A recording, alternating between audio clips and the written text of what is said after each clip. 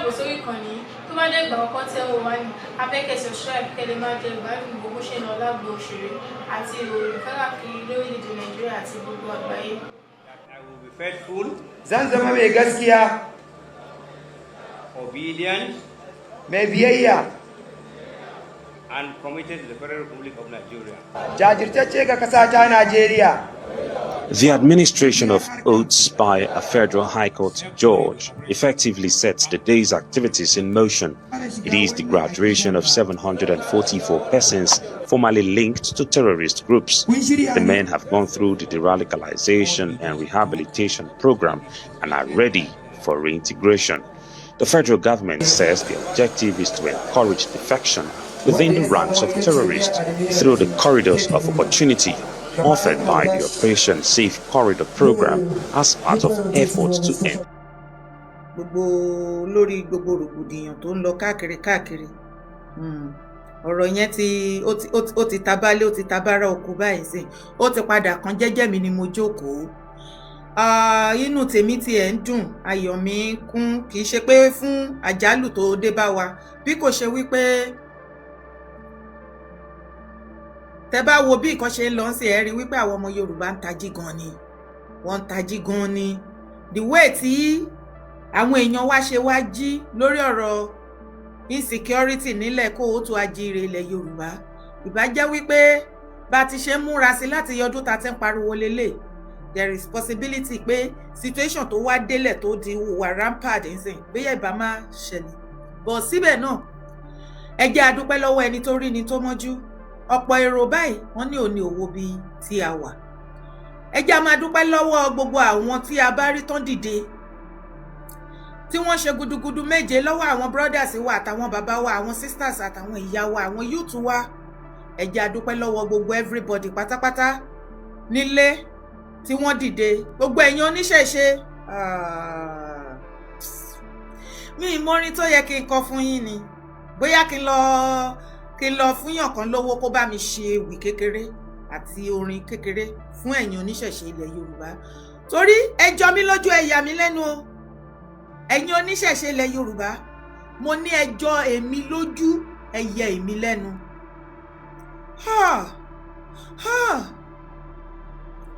ìgbà yìí ni mo mọ̀ pé ènìyàn òbò ní lára jáṣọ lọ ẹ wo bá ti bóra wa ẹ wo bá ti tají ẹ̀yin oníṣẹ̀ṣe ilẹ̀ Yorùbá bí gbogbo àwọn ọmọ kó tó jíire ò bá recognize yín tán comment tán gbóríyìn fún yín torí Yorùbá ní yiniyini kẹ́ni ó ṣe mí èmi Yèyédára Kowé akéde Oòduà àwọn mo ń lu yín lọ́gọ ẹnu o mo lẹ́kú iṣẹ́ gbogbo oníṣẹ̀ṣe ilẹ̀ Yorùbá tó dúró tán mo lẹ́kú ìfọmọnìyàn ṣe gbogbo ẹ̀yin tẹ́ dúró tẹ́ bọ́ síta tẹ́ bẹ̀rẹ̀ sí ní wọnú igbó lọ tí ẹ ò ro ohunkóhun tẹ́ lè pàdé níbẹ̀ tẹ́ dẹ̀ mọ̀ wípé bẹ́ẹ̀ ṣe ń lọ yẹn láti secure àwọn tí wọ́n kó lọ àti láti dáàbò bo àwa tó kù anything lẹ lè pàdé ńbẹ̀ ẹ ò bẹ́ṣu bẹ́gbà bí nǹkan bá ṣe yín bẹ̀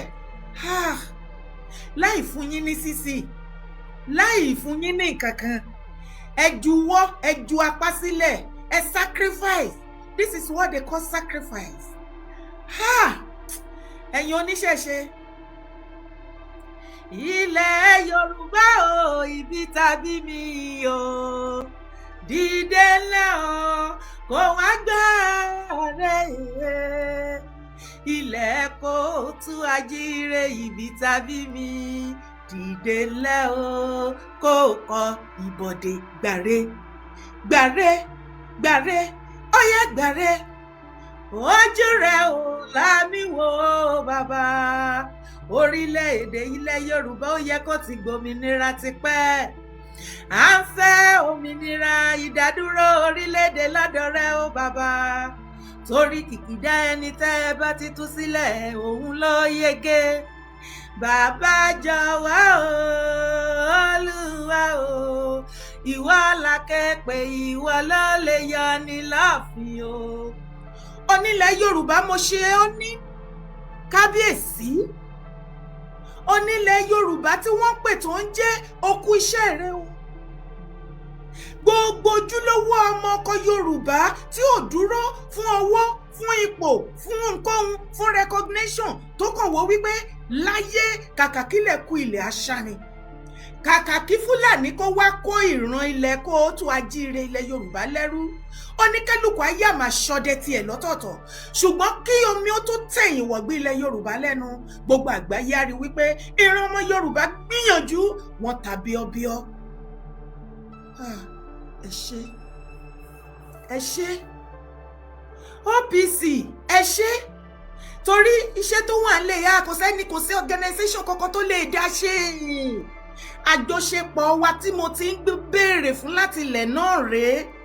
Wọ́n ní àti ayébáyé ni ìran Fúlàní ti fẹ́ gba ilẹ̀ Yorùbá, tí wọ́n ti wà after Ọ̀yọ́ state, torí wọ́n bìlíìfù wípé tí wọ́n bá ti kọ́ńkà Ọ̀yọ́, wọ́n ti kọ́ńkà gbogbo ilẹ̀ Kóòtù Àjíire ilẹ̀ Yorùbá. Má jẹ́ kó yà ẹ́ lẹ́nu wípé gbogbo nǹkan tán bá mú ti kankan tọ̀yọ́ wọ́n máa mú ní kankan jù, because ibi tí tágẹ́ẹ̀tì wọn gangan wà nìyẹn. Ẹ̀yin ọmọ ojúlówó ọmọkọ ilẹ̀ Yorùbá nílé, gbogbo ẹ̀yin oníṣẹ̀ṣe, on behalf of gbogbo ọmọ Kóòtù Àjíire ojúlówó ọmọkọ olóríire tí kìí ṣe alábòsí àbí ọlọ̀tẹ̀ tá a wà lókè òkun, èmi Yèdè Dára mò ń gbẹnu wọn sọ wípé à ń dúpẹ́ lọ́wọ́ yín gbogbo ẹ̀yin oníṣẹ̀ṣe. Ẹ jọ wá lójú, ẹ yà wá lẹ́nu, torí nígbà tí gbogbo rògbòdìyàn ti délẹ̀, ẹ̀yin la rí, ẹ̀yin lẹ kó gbogbo ẹ̀wọ́ ra tẹ́ wọnú gbó lọ, ẹ̀yin la rí tẹ́ ń tù tẹ́ ń bà. Ẹ wá wo àwọn ìyá oníṣẹ̀ṣe bọ́n ti kóra wọn lógúnlógún lọ́gbọ̀nlọ́gbọ̀n káàkiri, l'Ẹ́gbàá ni, l'Óǹdó ni, l'Ékìtì, gbogbo ẹ̀.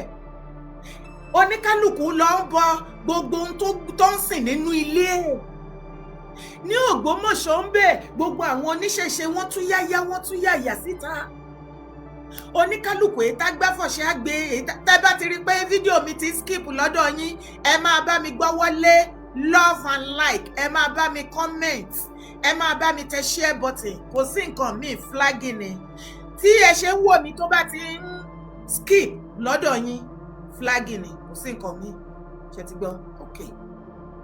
The only thing tó ní láti bá mi ṣe ni kó máa bá mi tẹ love, tẹ like, comment, bá mi tẹ share button.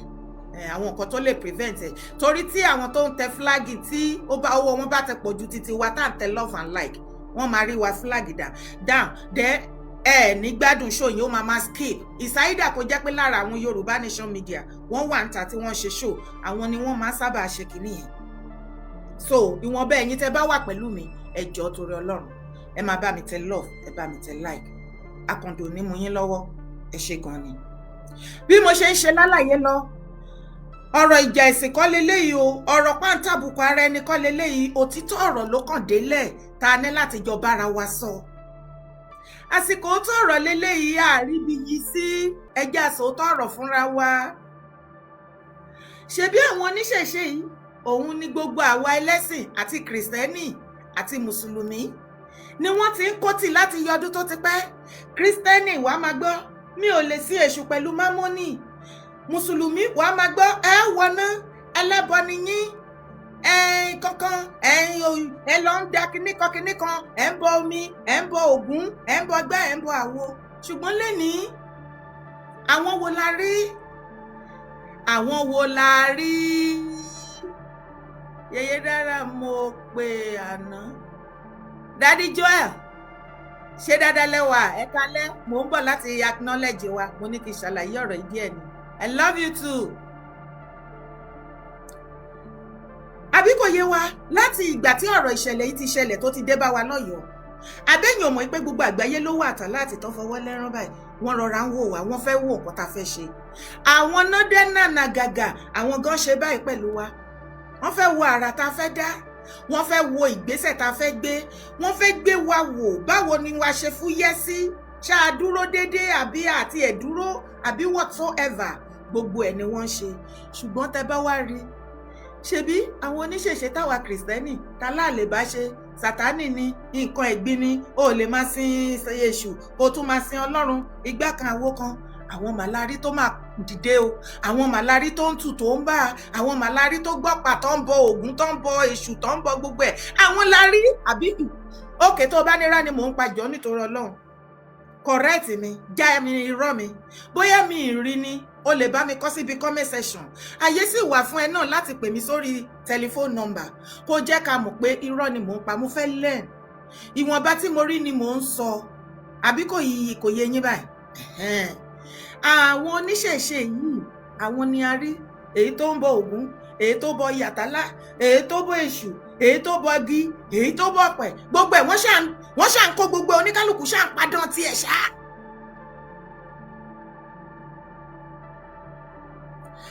àwa Kristẹni Bámi Oyè Adébóyè ẹ̀pẹ̀lẹ̀ dádì mọ́ anointing gbogbo dádì jíò ilẹ̀ Yorùbá ẹ kàn rò wípé tẹ́ ẹ bá bọ́ síta tẹ́ ẹ ṣe irú ìwọ́de tẹ́ ẹ fohùn kò abẹ́ tí gbàgbé ni wípé àwọn dádì jíò headed by dádì Adébóyè redeem ṣe é gbàgbé wípé ní last year náà ni wọ́n lead the peaceful ṣe protest ní àbí rally ìwọ́de wọ́rọ́wọ́ ní ilẹ̀ Yorùbá ń bẹ fún àwọn wo ìwọ tó bá gbọ́rọ̀ tí mò ń sọ ṣó rántí wípé bàbá Adébóyè wọ́n lead tí wọ́n ní wọ́n march ní last year ní ìgbà tí ogun Israel àti Iran àti gbogbo ẹ̀ tó ń sọlúra wọn gbùgbùgbùgbùgbùgbùgbù northern part of Nigeria náà ń lé gbùgbùgbùgbùgbùgbù ẹjọ́ kí n lè mọ̀ wípé ọ̀pọ̀lọpọ̀ yín a sì jọ wà on the same page pé ẹ kì í tètè gbàgbé nǹkan àwọn wo ni bàbá mi Adébóyè headed by bàbá Adébóyè tí wọ́n ṣe ìwọ́de wọ́rọ́wọ́ country wo ni wọ́n ṣe ìwọ́de wọ́rọ́wọ́ fún ní last year ó yá ẹ bá wa ṣe ẹ bá mi kọ síbi comment section ẹ jẹ́ n rí iná kí n lè mọ̀ wípé you are with me àti wípé gbogbo wa la jọ mọ̀ bó ṣe ń lọ.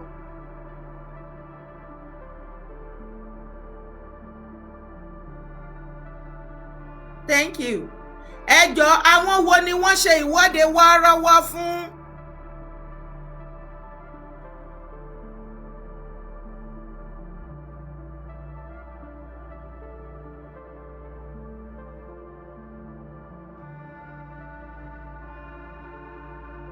Israel Abiodun Monday, God bless you baba ọtọjọ́ mẹ́ta. Àwọn Israel ní ìgbà tí ogun ń jà nínú Nàìjíríà tí ogun kanlẹ̀kùn tí àwa yìí ń pariwo lálálá wípé ogun ń bọ̀ ẹ jẹ́ á dìde ẹ jẹ́ á pakurumọ̀. Israel ni àwa Kristẹni ni mí ìdílé onígbàgbọ́ ni mo ti wá nídìí ìyá nídìí bàbá ṣùgbọ́n bàbá tó bí bàbá mi Àrẹ̀mọ ni Ògún ni wọ́n sì ń bọ nílé bàbá tó bí mi lọ́mọ àti ilé ìyá mi ṣùgbọ́n Kristẹni làwọn òbí mi pọ́nbélé Anglican. Israel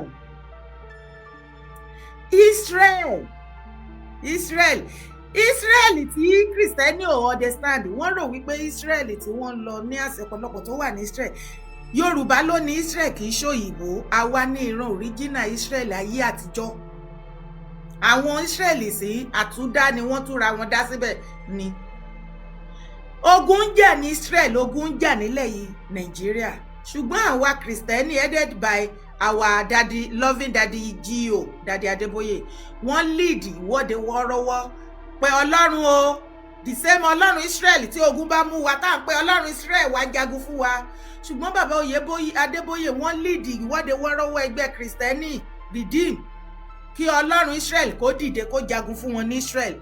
Ẹ jọ̀ọ́ ibi tá a bá dé ìyá máa lẹ́kọ̀ọ́ mọ́ra wá gan níṣẹ́. Mo lé mi ní tèmi mi ò jẹ́ bá wọn síndìí ọ̀tẹ̀ mo ní mi kì í ṣọ̀tẹ̀ mi láìkì àbòsí. O ní láti láìkì mi ohun tí Ọlọ́run rán mi ni mo máa ṣe. Jọ̀ọ́ nítorí Ọlọ́run. Ogun ń jà nínú ilẹ̀ Yorùbá báyìí tẹ́ bá sọ wípé Daddy Adébóyè ò lè líìdì ìwọ́de wọ́ọ́rọ́wọ́ fún the whole of Nigeria tí terrorist ti fẹ́ hijack ilẹ̀ Yorùbá tẹ́ wá fi ṣe létán bí yín sí kọ́. Daddy Adébóyè ilẹ̀ Yorùbá tó bí yín sí kọ́ ṣe mọ̀ wípé ibẹ̀ ni gbogbo ṣọ́ọ̀ṣì head office yín tó wà gbogbo businesses àtẹ̀bí tí tó bá ṣe some years back tí ìjà ṣẹlẹ̀ tí El-Rufai tú àṣírí àwọn ò mọ̀ pé ẹ̀ ń gba contract ẹ̀ ń build road àti gbogbo ẹ̀ tẹ́ ń gbà lọ́wọ́ àwọn governors káàkiri bọ́ bàbá Adébóyè ẹ wá ẹ̀yin ọmọ rìdíìmù tó wà nítorí mo mọ̀ pé kí n lẹ́ẹ̀kan sọ̀rọ̀ sí pásítọ̀ yín èmi ò wá sọ̀rọ̀ sí wọn àlàyé ọ̀rọ̀ la jọ ń ṣe wọ́n lè má mọ̀ láìda ẹ jẹ́ ká sọ fún wọn, kò ṣe pà ń bú wọn, ọ̀rọ̀ là ń sọ, àlàyé ọ̀rọ̀ ni. Ìwọ tó o bá jẹ́ kìrìsìtẹ́nì tó jọmọ Redeem tí o bá lè pe pásítọ̀ ẹ kí gbogbo wọn, ẹ bá wa sọ fún wọn wípé gbogbo àwọn ọmọ kóòtù ajíire ilẹ̀ Yorùbá tá a wà lókè òkun à ń dúró de ìwọ́de wọ́ọ́rọ́wọ́ fún ètò ààbò àlàáfíà tó péye tó yanrantí fún ilẹ̀ Yorùbá látọ̀dọ̀ ẹ̀yin kìrìsìtẹ́nì. Kábàtì ẹ̀ wá sọ wípé àwọn ti Pentecostal wọ́n tì síra wọn. Ẹ jọ ibo tí ẹ̀yin white garment churches kí lẹ wálé ayé wá ṣe nínú ilẹ̀ Yorùbá ganan bí tá a bá dé torí ọ̀rọ̀ òfò yín dá. Àtijọ́ ta ti máa pariwo Christian. Majority wo kì í rántí láti dárúkọ ẹ̀yin white garment church. I am referring to the Celestials and the CNS.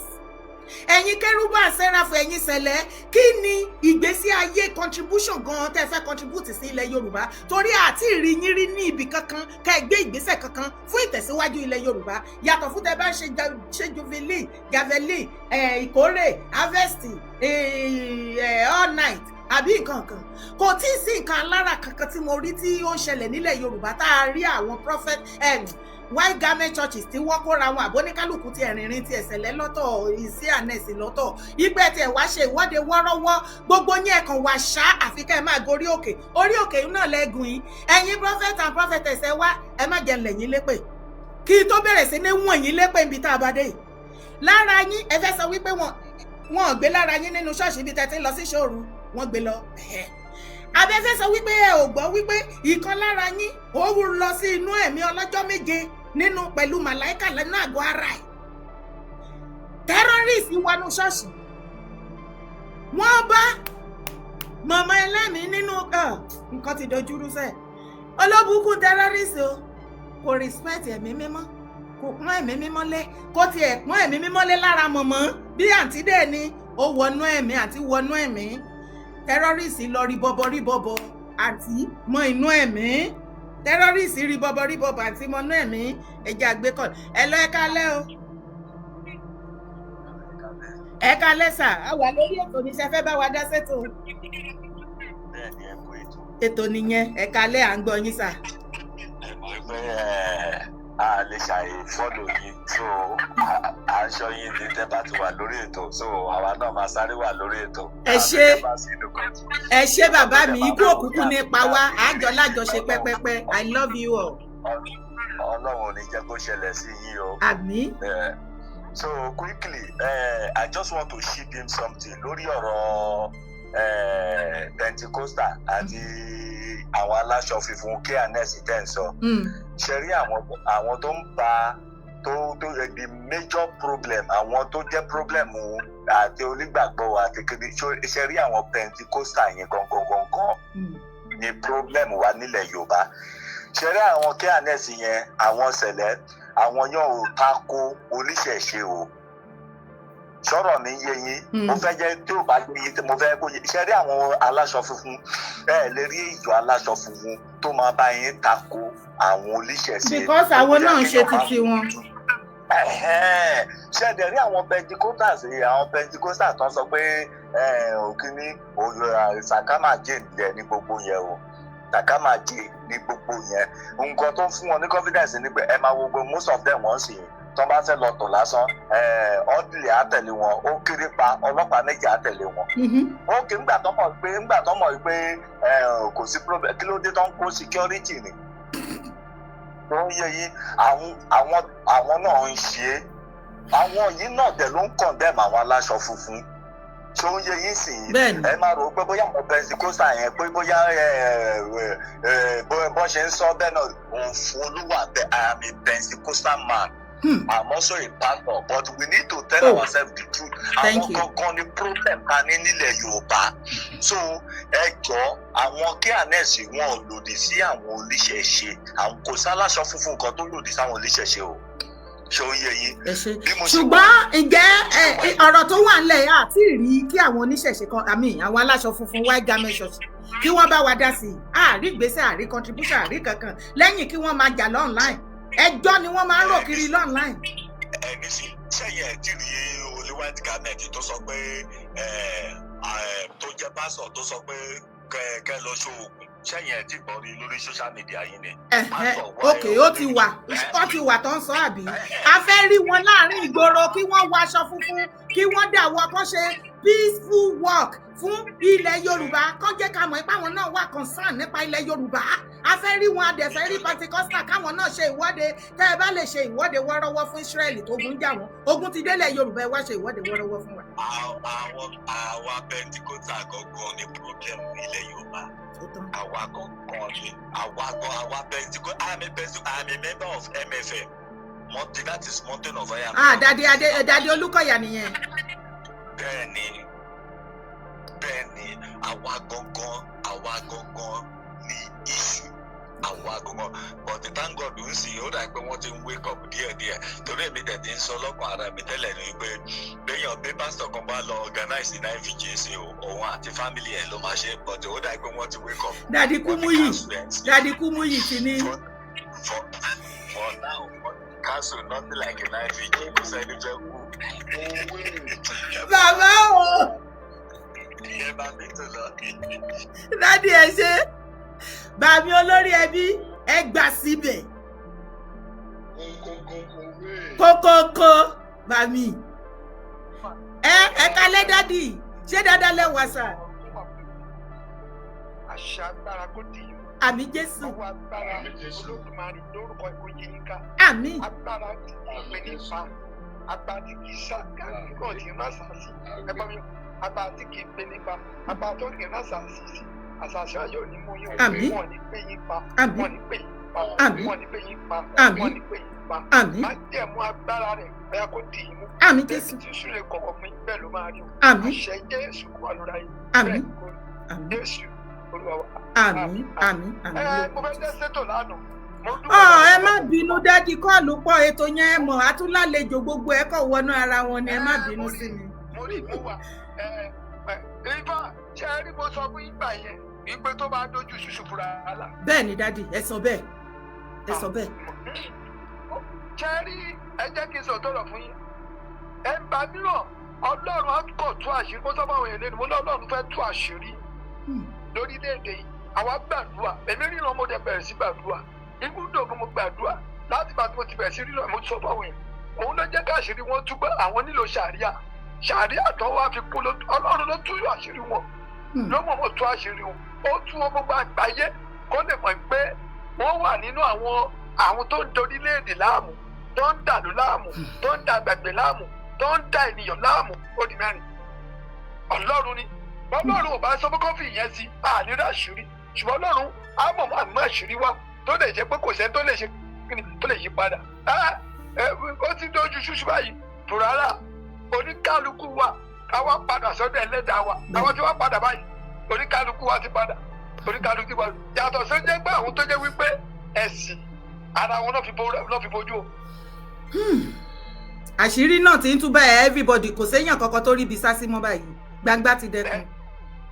Bẹ́ẹ̀ lẹ́yìn ẹni tó fi ẹ̀sìn ara rẹ̀ bójú ara rẹ̀ tó tán. Ṣùgbọ́n ní ìsìn Ọlọ́run ti wà lójú ṣe àkókò tó ní igbe tó nítorí wípé ìwà ìkà tó ń bẹ lọ́wọ́ àwọn ènìyàn ti pọ̀ jù. Ìwà ìkà Psalm 15 ó ní ẹni tó gbowó ẹ̀bẹ̀ fẹ́ láìṣe ó ní àwọn kan wọ̀nyí àwọn ènìyàn jẹ́ mọ́ pé àwọn ọ̀pọ̀lọpọ̀ ló ti gbowó àbẹ̀tẹ́lẹ̀ lórí àwọn ènìyàn. Bẹ́ẹ̀ ni mo sọ fún ọ̀pọ̀lọpọ̀ ènìyàn èyí tá à ń rí là ń sọ èyí tá à mọ̀ la rí ṣùgbọ́n àwọn tá à rí nǹkan tó wà lábẹ́lẹ̀ kàbá dárúkọ olóṣèlú ni o bẹ́ẹ̀ lọ tàbí bẹ́ẹ̀ lọ wọ́n pọ̀ bẹ́ẹ̀. Ọlọ́run ti tán láti gbèjọ orílẹ̀-èdè yìí ó dẹ̀ máa gbèjẹ́lẹ̀ àwa Yorùbá ní ká ṣe kíni ká ṣọ́ra wa lóṣùṣàwọ̀ ká múra wa bí ọ̀kan. Ǹjẹ́ mo yẹ ọdún tí mo ti ń pariwo dádì tẹ́lẹ̀ rántí wípé mi mímọ́ sọ wípé kí n máa pariwo ìfẹ́ láàrin àwọn ọmọ kóòtù. Bọ́mọ̀lá ṣé màá ń bè wá ṣé mo ṣàlàyé kan tó ṣẹlẹ̀ fún mi. Ìfẹ́ òun ló fẹ́ ṣẹlẹ̀ báyìí ní ilẹ̀ kóòtù tí mò ń rí tó fẹ́ ṣẹlẹ̀ lọ́wọ́lọ́wọ́. Ìṣọ̀kan tí ó ti sọnù láàrin wa ọ̀run fẹ́ dá padà. Ẹ máa bá mọ̀ ẹ mọ̀ pé ajá tó bá máa sọnù nílẹ̀ Yorùbá kò ní gbọ́ fòrè ọlọ́dún lọ́rọ̀ wa. Ó nígbà tó bá ṣẹlẹ̀ ká tó mọ̀. Nígbà tó wá ṣẹlẹ̀ ṣèbí nígbà tó ṣẹlẹ̀ Kwara tó dé wá Ìfẹ́ lódùn tó ń gbé tó ń pa kókó tó ń pa kókó àwọn gbà yẹn. Ìsì mo sọ fún ẹ mo tẹnu wọn.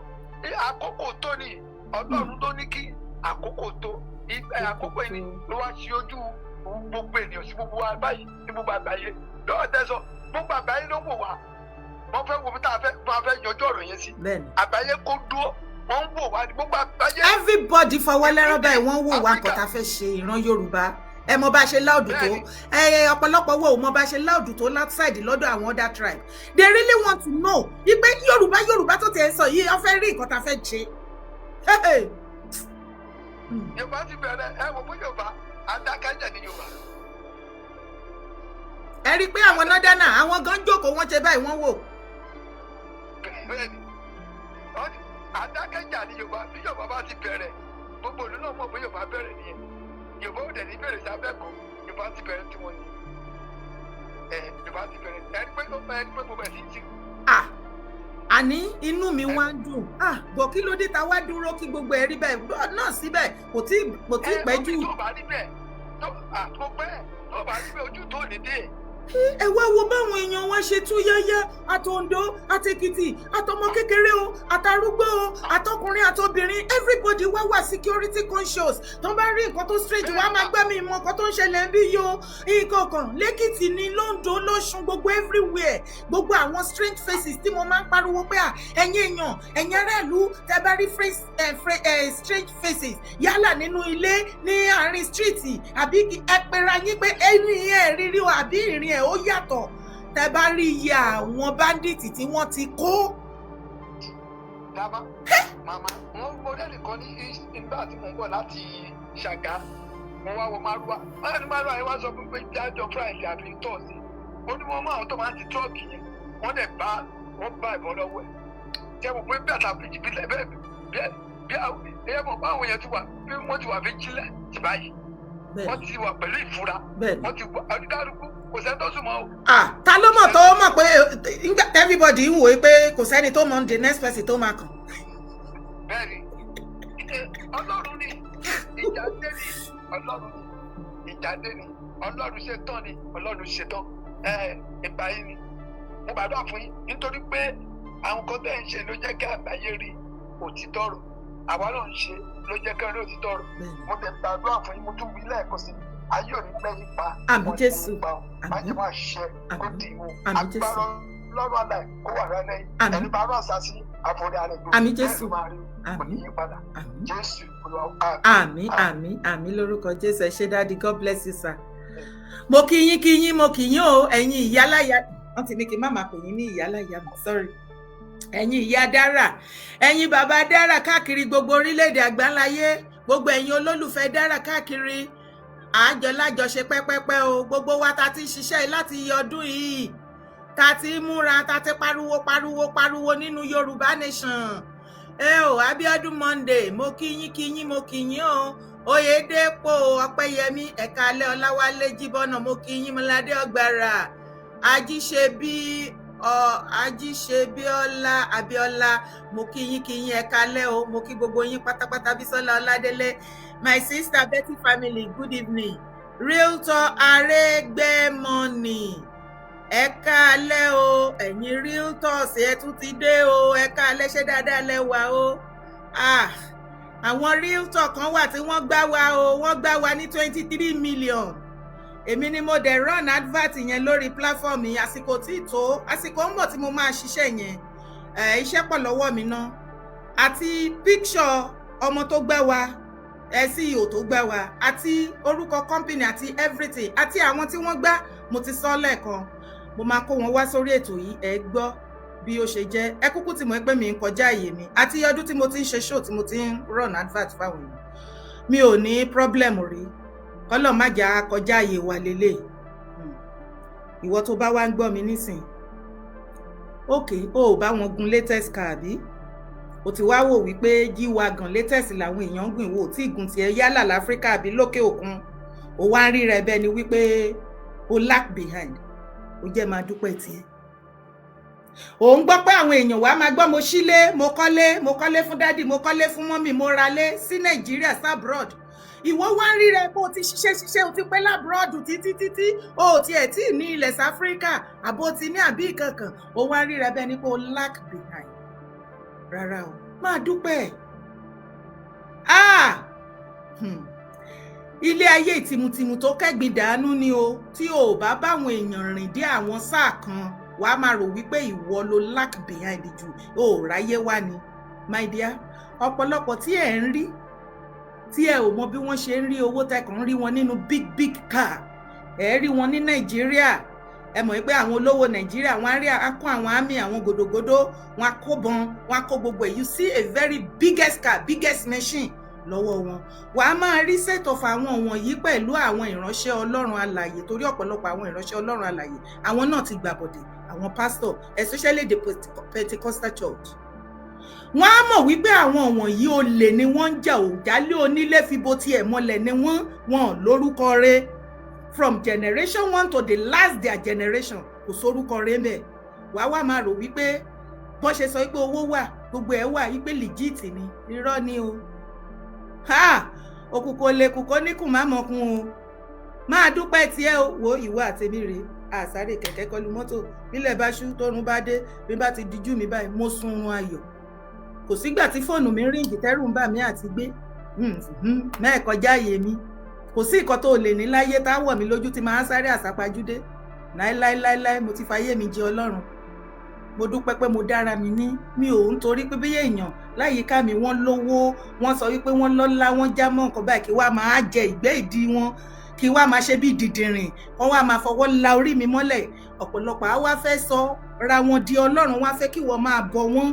Mo ní kò sí ohunkóhun àbí ẹnikẹ́ni tí ó máa gba ààyè Ọlọ́run mi nínú ayé mi, òun nìkan ni mo máa sìn. Jẹ́ kí ikọ̀ ìwọ̀nba nǹkan tó bá ní kó tẹ́ ẹ lọ́rùn nínú ayé. Má sáré kẹ̀kẹ́ kọlu mọ́tò. Ṣé ilé ayé asán àfọwọ́bà fi ilẹ̀? Àìmọye àwọn tí ó wà tó ń rí tó ń rò wípé èèyàn ńlá ni wọ́n, ẹbí ńlá ni wọ́n, ṣùgbọ́n tí wọ́n ní àlàáfíà tó ní, tí wọ́n ò ní ìfọ̀kànbalẹ̀ tó ní, ṣebí wọ́n sùn, ó bá sùn, kò sí nǹkan tó lé o bẹ̀rù. Ọ̀pọ̀lọpọ̀ wọn ni wọ́n lè sùn tán lè wò. Àìmọye wọn bọ́ bá sùn bílẹ̀ ní ọ̀la wọn á ṣèjì location, wọn á lọ bẹ̀ yẹn, wọn á lọ bẹ̀ yẹn. But when you see them on social media, you will see them in the midst of congregation and in the midst of big people, and you will be thinking wípé báwo làwọn ilé ìṣe ṣorí tí wọ́n ò ṣe bẹ́ẹ̀. My dear, o ní lè ṣe irú ìgbésí ayé tó ń gbé torí ẹ̀gún àtìrandíran. Tí ẹ bá rí Audacia tí mò ń sọ yìí, tẹ bá rí bọ̀bọ̀ ẹ̀ léèyàn ti tán láyé. Wọ́n dẹ̀ ní kò mọ̀là tó wó kọ, is a lavish spender, owó olówó. Gbèsè tó wà lọ́rùn ẹ̀ lásán is more than 500 million. Kì í wá ṣe pé bí yá mò ń sọ̀rọ̀ yìí lásán tó bá fẹ́ já mi, jọ nítorí Ọlọ́run lọ sórí Google, type Audacia, type Audacia Realtor, àbí kó type Bright Shekoni, wàá rí gbèsè bó ṣe lọ bẹ̀rẹ̀bẹ̀. Àwa tá wà lábúrọ̀dù ni wọ́n dẹ̀ ń gbájú torí wọ́n mọ̀ wípé a ò ní kọjú wá sílé wá ṣe anything. Wọ́n ti gbá wa bí rẹ́rẹ́ lọ́dọ̀ ti sàkání tèmi 23 million, not 1 million, 2, 3, 1, 2, 3, 4, 20, 1, 2, 3, 23 million naira. Díẹ̀ ní eléni láti bí ọdún bí over 2 years láti wà lẹ́nu ẹ̀ tí mo ti ń kúrú, tí mò ń bẹ̀bẹ̀, tí mò ń lọ sọ́tún, tí mò ń lọ sósì. Ẹ má jẹ́ kọ́rọ̀ ìdí wàhálà. Ẹ jẹ́ àwa bá ṣe máa dówó olówó padà. Ẹ dá owó olówó padà. Bó jẹ́ pé ẹ máa san ìsọmẹ́ntà, àṣẹ títí wọ́n náà máa san ìsọmẹ́ntà. Ìsọmẹ́ntà wọ́n san mọ́ǹtì ẹyọ kan láti ìgbà yẹn wọn sanwó kankan mọ́.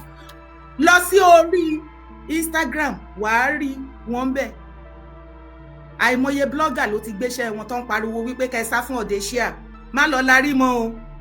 Gbogbo ilẹ̀ wọn ní property kankan níbi kankan. Ilẹ̀ tó máa lọ gbé ẹ lọ inú igbó burúkú kìjikìji in the next 100 years kò sẹ́nibọ̀dì tó máa gbúrú ẹ̀ ń bẹ̀. Tọ́ba Adé ti gbowó lọ́wọ́ ẹ̀. Tọ́ba ti gbowó wọn they wrap it out to paper. Èní òun ṣọjọ́ yẹn sẹ́, ó dín kan lẹ́ni. Ìjọ́ tí n bá máa ṣe show yẹn, màá gbé wá fully wá fún yín tí ẹ máa rí. Àwọn tí wọ́n gbá àti ọ̀pọ̀lọpọ̀ tí wọ́n ti gbá, àìmọye oní 36 million wà, oní 80 million wà. Kì í ṣe yẹn nìkan, wọ́n tún ṣe investor, other vest.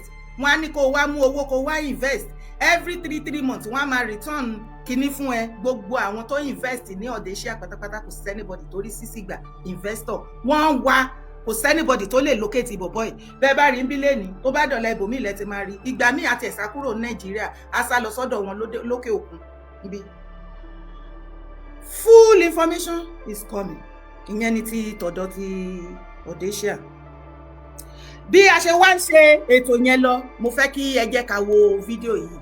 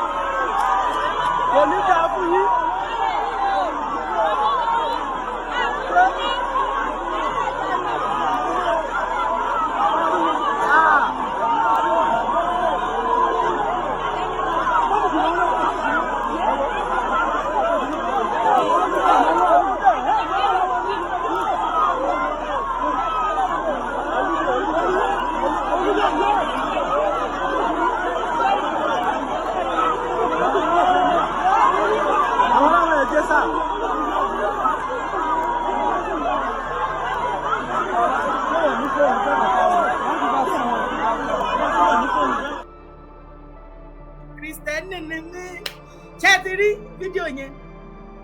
Wọ́n ló ṣẹlẹ̀ àwọn Àmọ̀tẹ́kùn ló mú báńdíìtì pẹ̀lú ọ̀fọ̀ àyájọ́ lẹ́nu.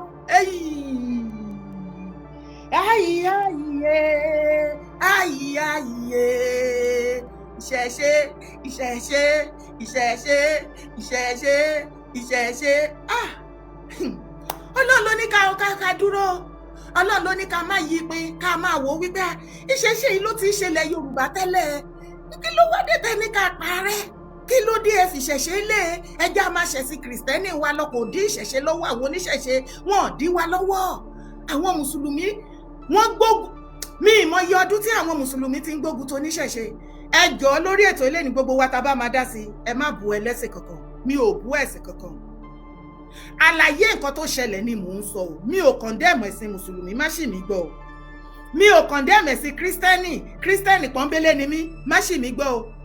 Lórí nǹkan tó ń ṣẹlẹ̀ lọ́wọ́lọ́wọ́ nípa insecurity ilẹ̀ Yorùbá ni mò ń sọ̀rọ̀ lé lórí o. Tó o bá rí ibi tí àwọn Christian, tí àwọn dadi jíò, àwọn olùṣọ́ àgùntàn àti gbogbo wọn bẹ́ẹ̀ bẹ́ẹ̀ tí wọ́n ti lead ìwọ́de wọ́ọ́rọ́wọ́ bí bàbá Adébóyè ṣe kó àwọn ọmọ Redeem tó ṣe ìwọ́de wọ́ọ́rọ́wọ́ fún Israeli ní last year nígbà tí wọ́n jagun tó gún gbé wọn lọ́nbẹ̀. Ṣùgbọ́n tó wá tó àsìkò ilẹ̀ Yorùbá tí ibi tí wọ́n ti fi orí bàbá Adébóyè sọlẹ̀ ní ibi tó jẹ́ wípé head office Redeem ilẹ̀ Yorùbá ló wà, níbi tó jẹ́ wípé ọmọ ọkọ original ilẹ̀ Yorùbá ni wọ́n wá bẹ́ṣù bẹ̀gbà wípé ilẹ̀ baba ńlá baba wọn. Ó ní the same ìwọ́de wọ́ọ́rọ́wọ́ tí wọ́n ṣe fún Israel, the same ilẹ̀ Yorùbá tó gún ṣe dé yìí báyìí sí tó bá máa gbàdúrà, tí Daddy Adébóyè bá máa gbàdúrà àti the rest of pastor Daddy Gio, Mommy Gio, gbogbo wọn, God of Israel, come and fight for us, come and stand for us, come and win the battle. Ìgbà tó gún jẹ́ Israel pé God of Israel fún Israel o, ẹ ṣèwọ́de wọ́ọ́rọ́wọ́ ni o. Ibi tá a bá dé yìí ẹ bọ́ ta náà, ẹ jẹ́ kí Pentecostal kan gba báyìí, kí àwọn white garment kẹ́yìn náà gba báyìí, kẹ́ má ṣe kí ni ìwọ́de wọ́ọ́rọ́wọ́. Ẹ lọ bá wa pé God of Israel yẹn náà, ẹ bá wa pé àwọn màláìkà sọ̀kalẹ̀ yín white garment ṣọ́ọ̀ṣì àbí màláìkà ti kẹ̀yìn sí yín ni. Ẹ má jókòó sórí online nìkan kẹ́ má sọ wípé kán lọ ṣiṣẹ́. Ẹ jẹ́ ká rí ìgbésẹ̀ yín, a fẹ́ rí iṣẹ́ ọwọ́ yín ní ilẹ̀ kóòtù àjíire. Ẹ bọ́ síta ká ẹ pé lógúnlógún, ká ẹ pé lọ́gbọ̀lọ́gbọ̀, ká ẹ jẹ́ kó yé gbogbo ọmọ Yorùbá wípé God of Israel o, Ọlọ́run Ọ̀ṣọ́bà, Ọlọ́run kìtì ni, Ọlọ́run èwo ni ti Sẹ̀lẹ̀. Ẹjọ́ ẹ̀yin ọmọ Sẹ̀lẹ̀ má bínú sí mi, mi ò tàfá sí kíni yín. Ẹjọ́ ṣé Ọlọ́run Ọ̀ṣọ́bà, Ọlọ́run Ọ̀ṣọ́fà òun ni ti Sẹ̀lẹ̀ àbí? Ẹjọ́ Ọlọ́run kìtì ni, Ọlọ́run kí ni ti CNS?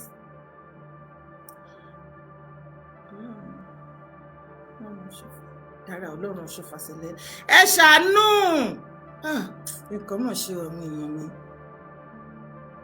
Tí wọ́n bá moderate láti ṣe, ẹjẹ́ àpè wọ́n síta, ẹjẹ́ àpariwo lé wọn lórí kán lè dúdì ní fún ìgbà tá a pariwo mọ́mọ́mọ́ Fọláṣadé Tinubu ìpè kò dá sọ̀rọ̀ tó wà nílẹ̀ kò mọ́ láì dání, wọ́n ti lọ s'Ògbómọ̀ṣọ́ bọ̀. Ẹnu ìgbà tá a pariwo mọ́ wọn, wọ́n ti lọ s'Ògbómọ̀ṣọ́. Ọ̀ṣọ́fà ṣebí Sẹ̀lẹ̀ ni èwo ni ti CNS Ọlọ́run kí là ń sìn ní CNS náà ẹ ṣeun jàre sexy mi mo pè ẹ́ lánàá miss ara wa Ọlọ́run Mọ́sẹ̀ Orímọládé ẹ̀yin wet garment church ó ti tójú ẹ̀ báyìí kí ẹ̀yin Sẹ̀lẹ̀ ẹ gbé Ọlọ́run Ọ̀ṣọ́fà báyìí kẹ́tò báyìí ẹ̀yin ti CNS Lẹ́rúbà Sẹ́ráfù ẹ pé Ọlọ́run Mọ́sẹ̀ Orímọládé báyìí kẹ́ ẹ máa gbé lọ Ọlọ́run kílẹ̀ ẹ̀yin Pentecostal máa pè Ọlọ́run Israel ó yá ìgboro yá ẹ wọ káàkiri gbogbo ilẹ̀ Yorùbá torí gbogbo àgbáyé ń wò wá bóyá ẹ mọ̀ wípé àwa ni center of attraction lọ́wọ́lọ́wọ́ yìí nǹkan tó ń ṣẹlẹ̀ nílẹ̀ kó o tún ajíire ilẹ̀ Yorùbá lásìkò yóò interest the whole wide world are interested in it so therefore wọ́n fẹ́ rí gbogbo nǹkan tá a fẹ́ dá lára àwọn nọ́dẹ́nà gan-an alára wọ́n máa ń Yorùbá a máa ń lérí a máa ń jánu we are the one we are this nígbà kíníkan okay wọ́n wá dúró báyìí pé okay ṣẹlẹ̀ happen ṣẹlẹ̀ ó ti ṣẹlẹ̀ ó yá kí ni nǹkan gan-an bọ́n ṣe ń pera wọn ní Yorùbá pọ́n jámọ́ nǹkan a fẹ́ mọ kókó wọn this time around wọ́n dúró dè wá wọ́n fẹ́ mọ kókó wa ìwọ tó o bá wò mí látòrí Facebook àbí lórí YouTube tí fídíò mi bá ti skip there is possibility pé media Yorùbá Nation wà tájọ́ stream tọ́jọ́ wà coincidence tájọ́ stream papọ̀ àwọn ni wọ́n máa ń tẹ flagging lórí show mi to flag my views down. I am begging you if you are watching me on Facebook or YouTube máa bá mi tẹ love non-stop máa bá mi tẹ like máa comment tẹ share button support my show má jẹ́ kán máa rí mi flag mọ́ bóyá skip yẹn flag ni ẹ kálẹ́ mà ẹ jẹ́ àgbékọ̀lẹ̀. ẹ kálẹ́ ẹ kú ètò. Yes ma. Ọlọ́run máa fún yín ṣe o. Àmì máa ní. ẹ pẹ̀lú sísá mi. Yes ma. Ọlọ́run á túbọ̀ ọkùnrin lọ́wọ́ láàbùrò ní ṣe yín. Àmì Jésù. kò ní ṣàwọn olólùfẹ́ yín lórúkọ Jésù. Àmì. iṣẹ́ ṣe la gba kò sẹ́ni tó lè bọ́ síta kó fi Ọlọ́run búra àbí kó farẹ̀ búra pé kò sí ìdílé kan nílẹ̀ Yorùbá tó ti ń ṣe ìṣẹ̀ṣe wọ́n wá lè ti kó dànù kó ti gbàgbé o ìṣẹ̀ṣe la gbà Ọlọ́run bíbẹ̀ jẹ́bẹ̀ tọ́lọ́run ni Ọlọ́run náà ló ń fún wọn ṣe ìtọ́lọ́run bá fún wọn ṣe kò ní máa jẹ́. òun náà ni òun ló nílẹ̀ Ọlọ́run ló nílẹ̀ wà. kéèyàn má kàn fi ṣe ibi ni. Yorùbá jẹ̀kẹ̀ ní adùbúlẹ̀jà ni wa gbogbo ìgbà táwọn náà tí gbogbo wọn ti ń ṣe bí wèrè yẹn àsìkò tó fún wọn alálẹ̀ ti dé kò sẹ́ni tó lè yẹ lọ́wọ́ wò Ọlọ́run ló ń jẹ́ bẹ̀ tó Ọlọ́run ló ní alálẹ̀ tá à ń pè ó dẹ̀ jẹ́ Ọlọ́run ló ń jẹ́ wíbẹ̀ jẹ́ bẹ̀ tọ́lọ́run ni sọ ẹ má jẹ́ ká tanra wa ẹni tó bá sọ pé ìṣẹ̀ṣe báwo ni onítàn fẹ́ sọnù Ọlọ́run fún ọ̀dọ̀ ní rere ìṣẹ̀ṣe la gbà o ẹ má jẹ́ ká tanra wa o gbogbo àwọn dadi jí o mọmi jí o àwọn ṣèyíkì gbogbo wọn náà abẹ́ ìṣẹ̀ṣe náà sá sí àfi tó bá máa purọ́ tó bá máa purọ́ wọn kò ní fẹ́ sòótọ́ ni wọ́n ti ń dàlú yẹn rú ti pẹ́ o alálẹ̀ ti dé Ọlọ́run ló ń jẹ́ bẹ́ẹ̀ Ọlọ́run náà lálálẹ̀ Ọlọ́run ni alálẹ̀ àbọ̀lọ́run kọ́ ló ní làtẹ́kùn òun náà lálálẹ̀ Ọlọ́run tá a sì náà ni. tó bá sọ pé alálẹ̀ Ọlọ́run ni ló ń jẹ́ bẹ́ẹ̀ ó ní alálẹ̀ ló nílẹ̀ àti ẹ̀kún àti owó tó wà bẹ́ẹ̀.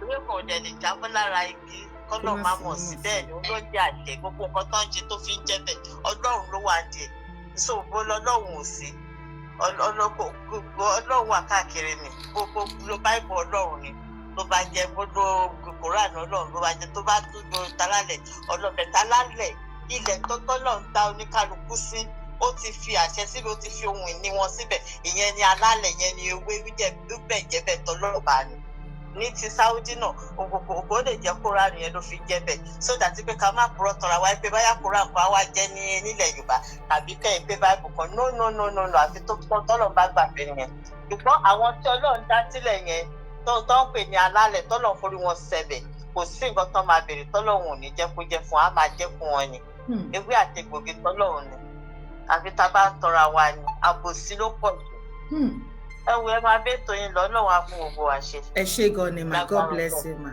yes ma.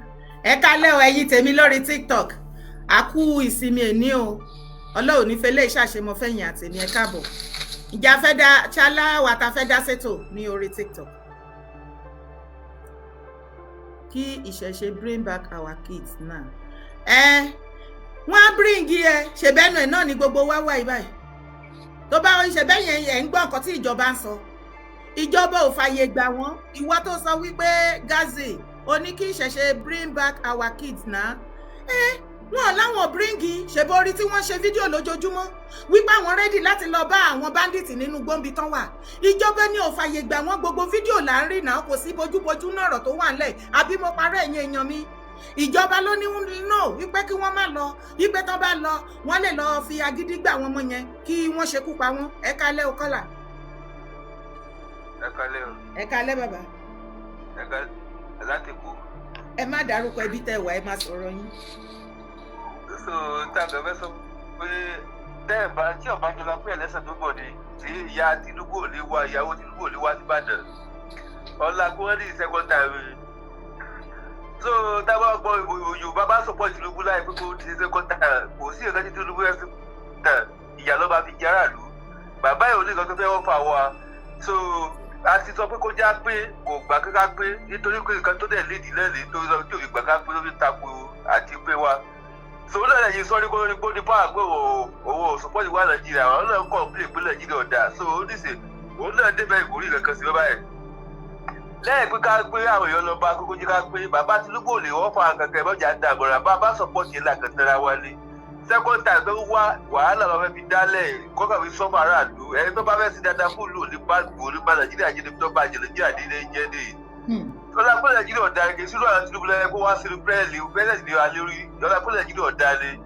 so ẹ̀bọ̀n tí wọ́n second time táwọn èèyàn béèrè fún àlédìí ẹ̀ kó jí ká pé tó bá fẹ́ sí dáadáa fún ọmọ Yorùbá kó jí ká pé so pípé kẹyẹ gangan ni kókó tí a fi lè ṣàdúrà fún Tinubu àìpé wa kó jí ká wúsọ padà síbẹ̀ káàbò kò nípa tẹ̀lé abẹ́ sọ pé ọwọ́ ayọ̀ agbára wà Yorùbá gbogbo yóò agbára pápá wà lọ́wọ́ Yorùbá yẹn Nàìjíríà ń bàjẹ́ sí ìyá ń jẹ́ àwọn aráàlú lé sọfálẹ́sì ń pọ̀ jù sí ni so àbáyọ òní kankan tó lè ṣe fún wa dáadáa ẹgbẹ́ yìí ká tẹ̀ra wa so ẹ bá ń dìde sọpọ̀ ìpín Tinubu sí sẹ́kọ̀ọ́ tàn án dì sí wàrà ni bàbá Tinubu kì í kó sọ̀bọ̀ kì í sòdodo ọgbà gánà lọ́wọ́ fún ẹ̀mẹ́jì sí wàrà láti mọ ìṣèjọba lé wa lé líle gbogbo owó tó kó fáwọn gọ́fúnà kí ló àwọn gómìnà fowó ṣe kó lè rí gẹ̀lẹ́sẹ̀ ló fi kó fún ọ kó lè ṣe tiẹ̀ kó lè lẹ́sẹ̀ rí kì nǹkan tó fi kó fún gọ́fúnà nìyẹn so kò ní gbà mí dáadáa lé tí wọn bá ṣe dáadáa ẹwù Ṣèyí Mákindé ọlápẹ́ kò jẹ́ fún APC party wọ́n ti ń complain pẹ̀lú ẹ̀ ṣé ọ̀dọ́ Ṣèyí Mákindé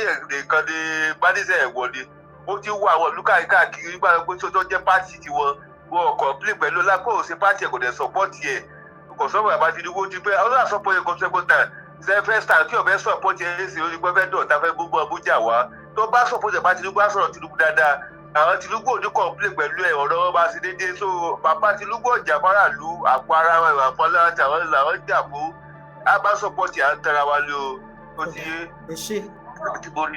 ẹ ṣe gan ni God bless you tó gbogbo ọmọ kóòtù ajíire ọ̀rọ̀ rẹ̀ o ID Noble ọ̀rọ̀ rẹ̀ o ẹ̀yin èèyàn mi ṣe ń gbọ́ ǹjẹ́ fẹ́ dá sí ọ̀rọ̀ tí brọ́dà wa yìí sọ wọ́n ní bàbá Tinubu ò ṣe nǹkan kan ìpè tó bá padà láti ṣe second term náà wọn ò lè rí nǹkan kan ṣe wọ́n kàn ń tọ̀ wá jẹ wọ́n kàn fẹ́ ṣẹ́ṣọ́ ìyà fún wa ni kí lẹ ní ǹjẹ́ ní one or two things láti contribute.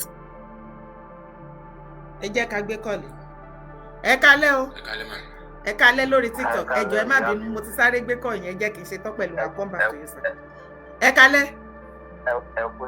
ẹ kálẹ́ mọ́ ẹ kó ètò nìyẹn. ẹ ṣeun Ọlọ́run máa wà pẹ̀lú tẹbítẹbí tọkàntọkàn. àmín. yà ẹ jọ ẹ ń fẹ́ sáré dá sí ètò yìí. à ń gbọ́ yìí. nípa ẹ̀kọ́ tí gbọ́dọ̀ wa kan tó sọ láìpẹ́ yìí pé bàbá yóò ní nǹkan tó fẹ́ ṣe fún wa. ẹ má jẹ́ nǹkan yìí mo yé ti Tinubu personality tọkàntọkàn. a ò ní jù báyìí lọ lórí ètò yìí ó dàbọ̀.